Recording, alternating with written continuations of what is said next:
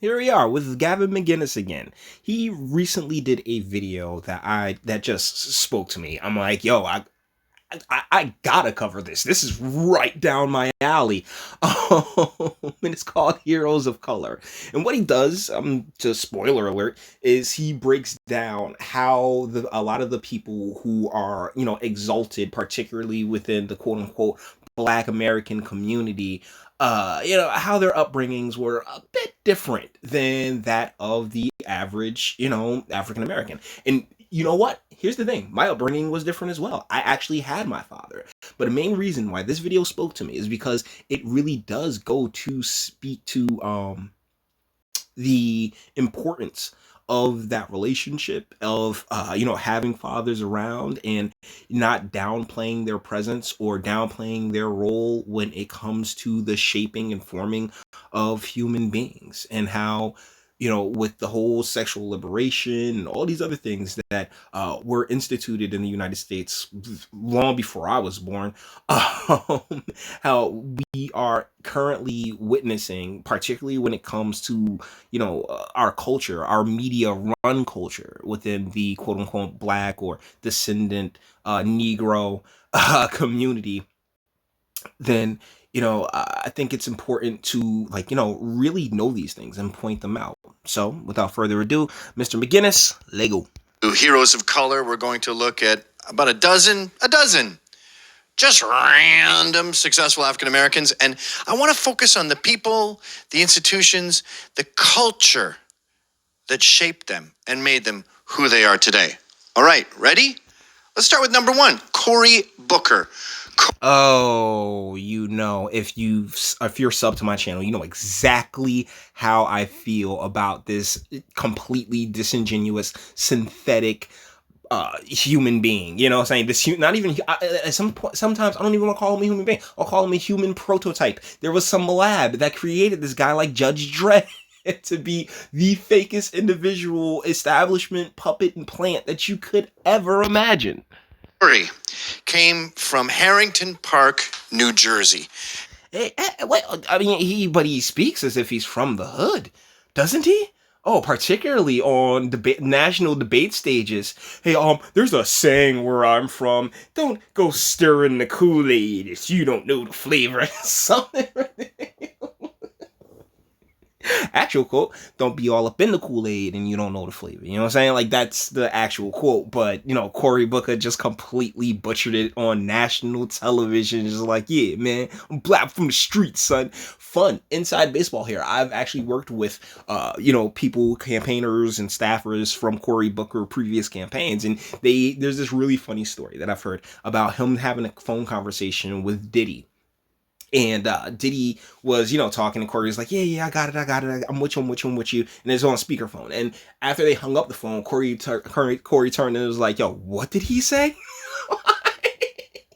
Like, not to swag jack anybody's story or anything like that, but Cory Booker is just golly, he really, for me at least, he is a shining example of the amount of power the establishment has and has had in Essex County, New Jersey for the longest of time.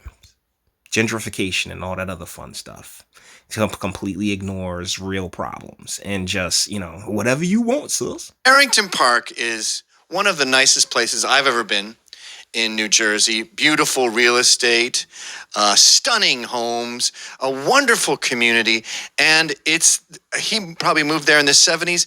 It's still a very vibrant and exciting place to grow up. And it's got wonderful schools, a great education.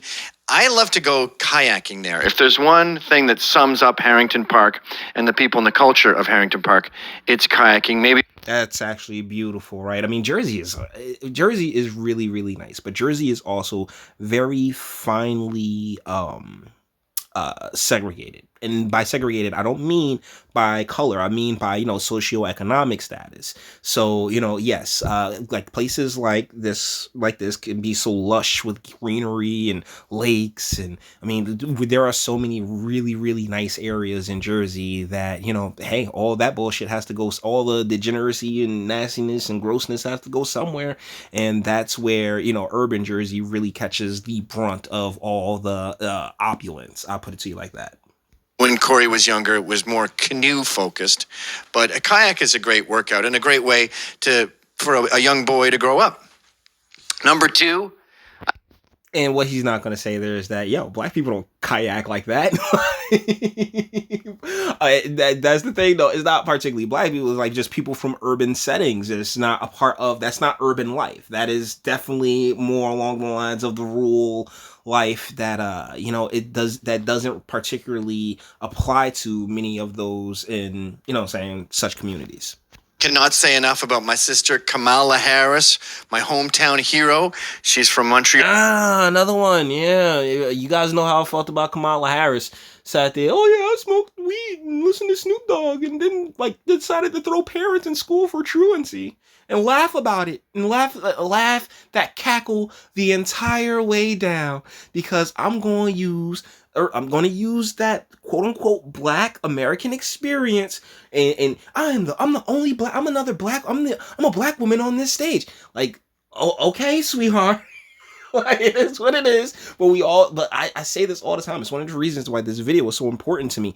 That to ride that wave, to ride the quote unquote descendant or Negro wave, the way that all of these individuals do is kind of nonsense because none of them, that's not particularly their, makeup and upbringing.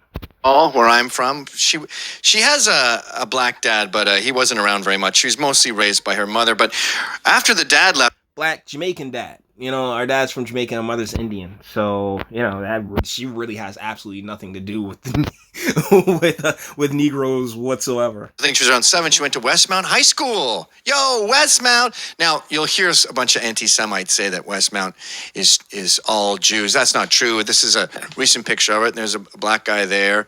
There's 2 black guys there, probably Haitian. Westmount is a fantastic school located in Westmount. And I think it was a smart move for Shyamala to send Kamala there. She got a great job in Montreal, and Montreal's a great place to learn French and to have some poutine and go skiing and do other stuff like that. And I do we have Shyamala, her mother? There she is. That's Kamala Harris's mother. Is that Kamala Harris's sister? Like on the right over there? It's okay. I mean, hey, how are you? What's going on? Yeah, but either way, sorry guys. Yeah, it's me. It's all that toxic masculinity just popping through me. You know what I'm saying? It comes out of my pores, guys.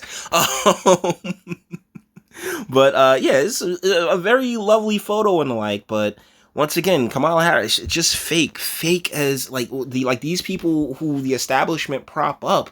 I mean, they're not, they ride a wave that's not theirs to ride.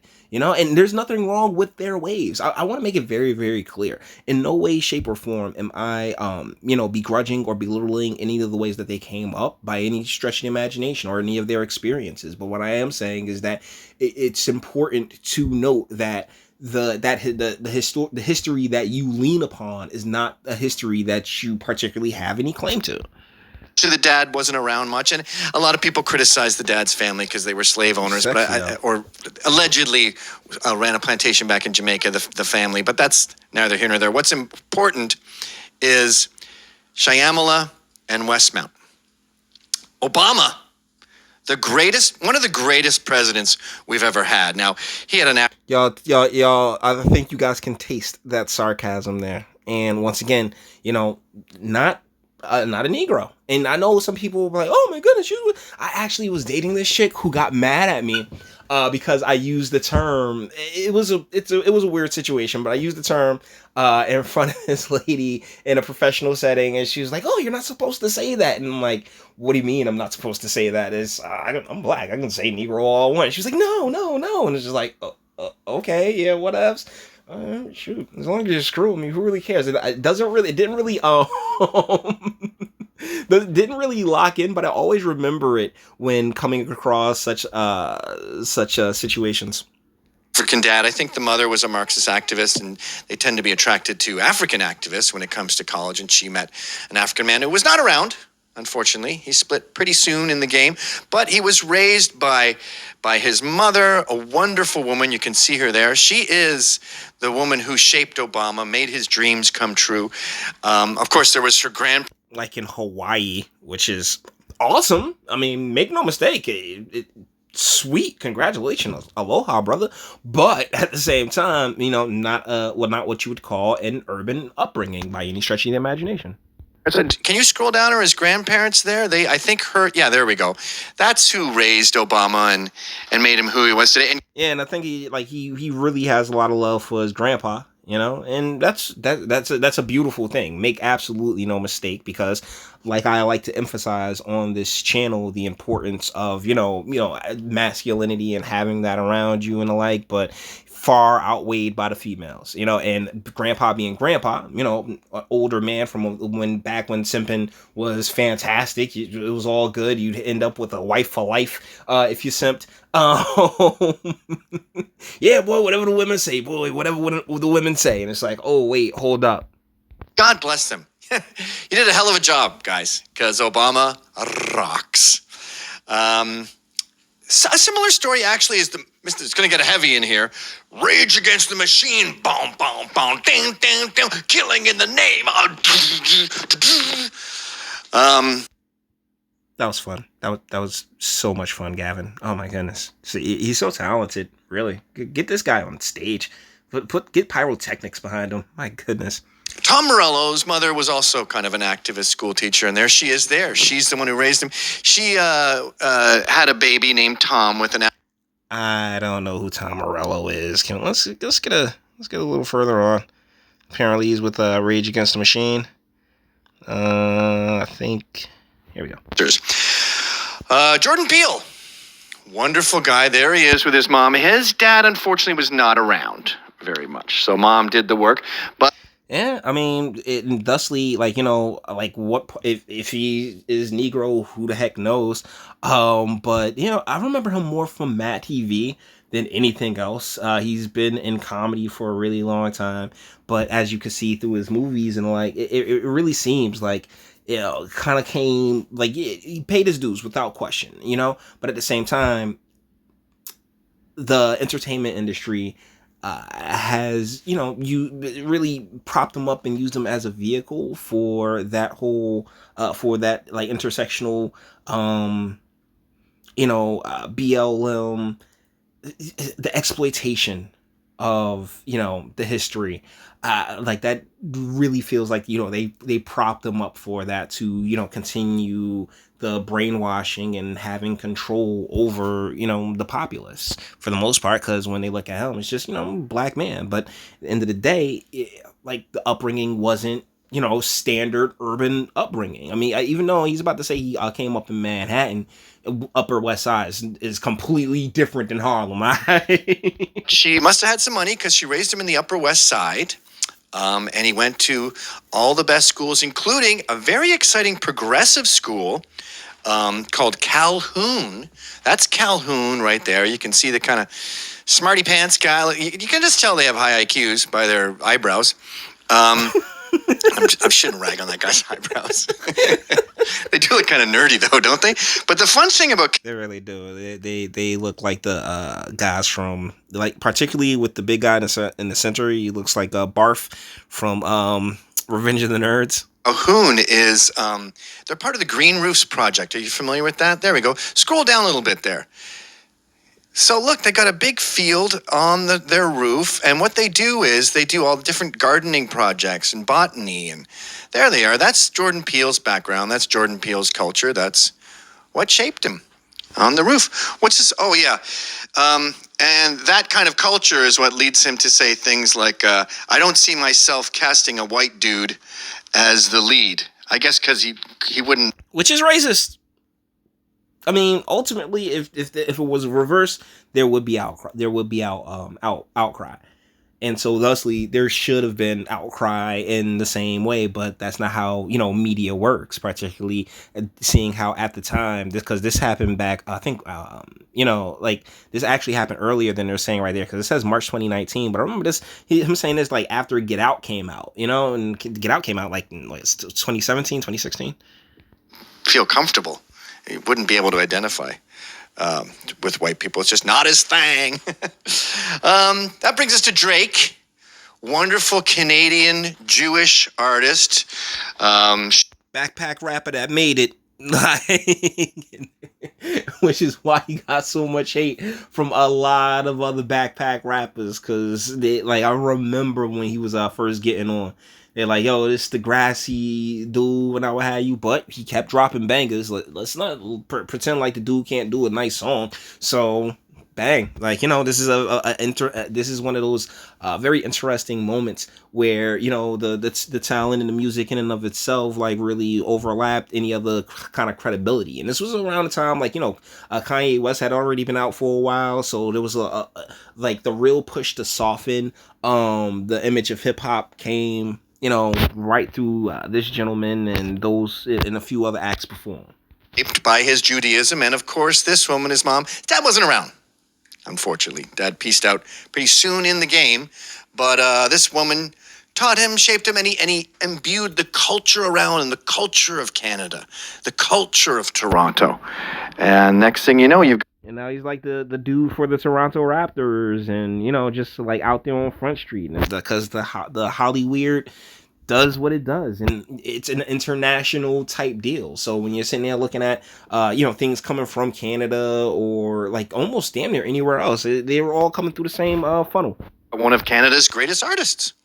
Speaking of artists, we can never ever forget Mariah Carey. You often see her at the BET Awards. Her dad wasn't around very much, so this woman did all the work and raised her as a single mom. As soon as I'm always reminded, whenever I see Mariah Carey, I think about the Paul Mooney joke. As soon as she got divorced from that white man, she was humping on black chairs. And raised a hell of an artist. Especially talk to any gay, and they will tell you for hours how incredibly talented she is. And we're all familiar with this picture, right? Every boy's fantasy. Look at her beautiful long blonde hair that she has. She was so bad back in the day. I'm looking at the one on the far left. Young Mariah Carey. But and plus because back then she was on some conservative shit, so it was because it wasn't until after she got that divorce she just was titties and everything.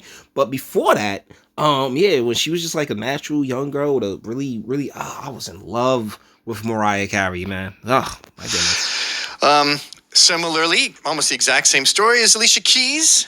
Fantastic artist, often at the BET Awards. Her dad wasn't around. Pieced out pretty early in the game, and this woman did all the raising. Important to the fathers, because see, that's the thing.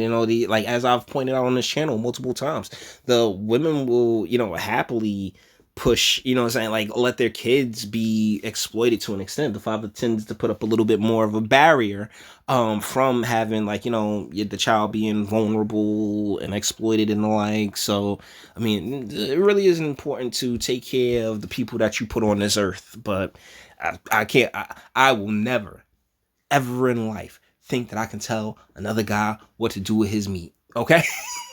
Because you can't tell me what to do with mine, bro. We got a relationship, fam. All right, this has nothing to do with you, my guy. So, ladies, this is the importance of chastity to an extent. And she raised probably my favorite penis. I think she's the biggest penis in New York. Don't you? Would you agree with that, Ryan? Yeah. After her sitting there talking about how her son wanted to wear the rainbow thing, and he was so upset that he'd be laughing. She pulled some real just BS out of her behind, where she was trying to say how her son was insecure about wearing rainbow colored fingernails because the kids at school would make fun of him or something like that. I'm so glad she got shut down hard. I'm so glad the entire internet came together and was like, no, Alicia Keys, cut it out, yeah. That was good. That was good. She good. Huge penis. Huge. Massive penis. Melissa Harris Perry. She's a fun one. Dad was not around, unfortunately. So Diana Gray raised Melissa and taught her the culture. I think she was raised in the Midwest, but, taught her about Christmas and meatloaf. And the entire time, Melissa Harris Perry was on MSNBC. All she did was rail on about, saying slavery and Black history and the oppression. Like, her show was a victim show. Make no mistake about it. How, oh my goodness, there's a Black woman. I've been so depressed and held down. Popcorn and golf and tobogganing and all the fun things that come with being a happy family. I don't think they suffered that much. If those are her children, though, it looks like she went and got herself a Black husband. So, props for that, I guess. Despite her having to do it all by herself. And Melissa Harris Perry was a totally badass MSNBC reporter who taught us the merits of equality and brought her culture and her past to us. I remember a great interview that she did with that trans Black woman, Janet something, where they would go and steal or smuggle out the how Stella got her groove back from the library and watch it secretly.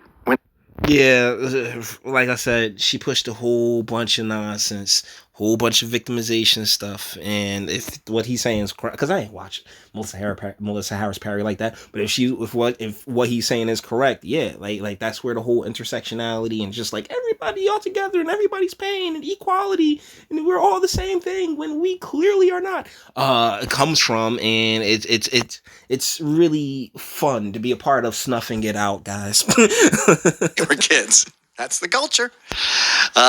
Steve Harvey. One of the most...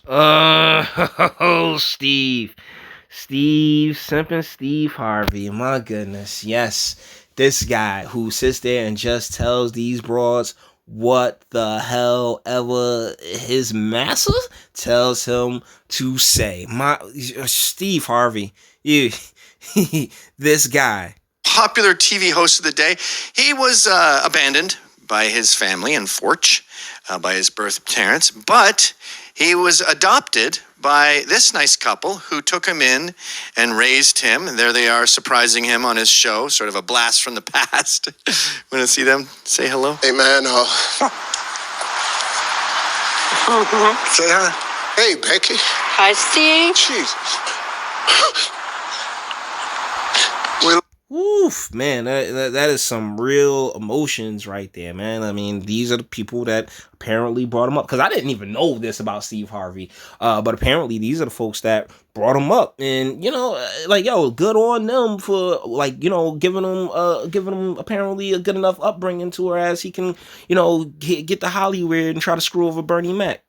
Love you, buddy. These people, we wish you the best. Happy birthday. Pretty emotional. Sean King. Now, Sean.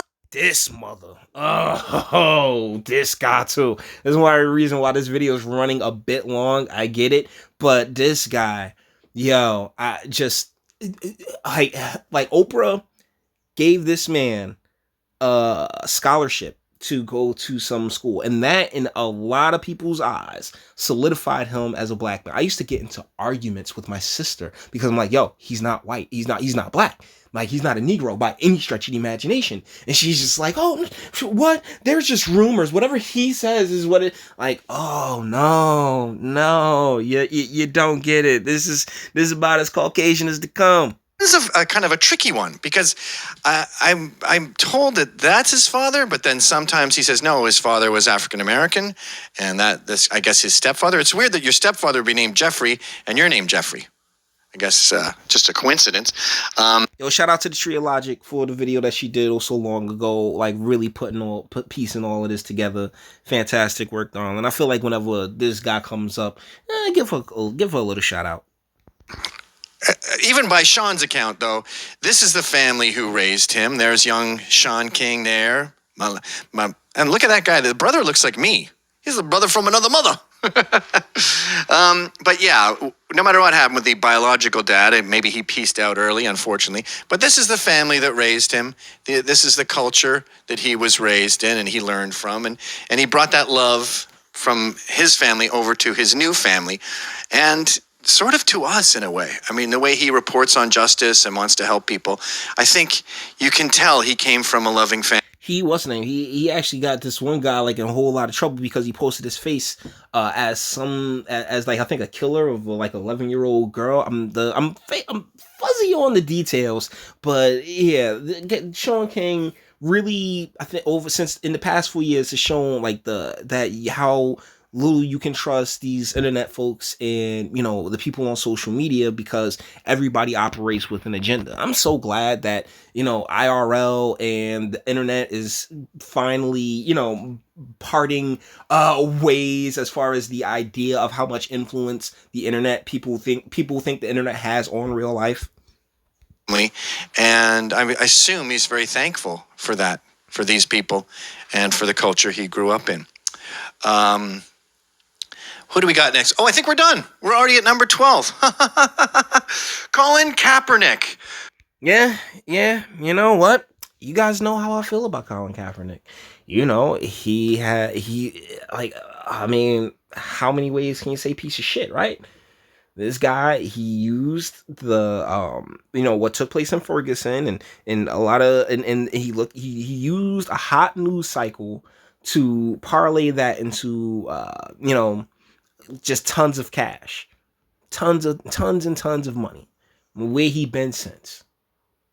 Guys, I really want to give a shout out to Gavin McInnes for dropping this video, and I'm glad that I was able to do it because, hey, I mean, he was sold as some type of racist, and like, he ain't no racist, he's just a guy with eyes. And the deal is that I've also seen him because he got banned off of social media and and there was he was the Proud Boys and that whole situation where they were like, oh yeah, he incites violence. No, I don't see it. I haven't seen it from the content from him that I have gone into, because once somebody tells me, oh, that's racist, I always go check it out, and I'm like, wait a second, this isn't that racist. He's actually making some pretty solid points here. And here's another one. So I'm gonna leave a link to this one in the video.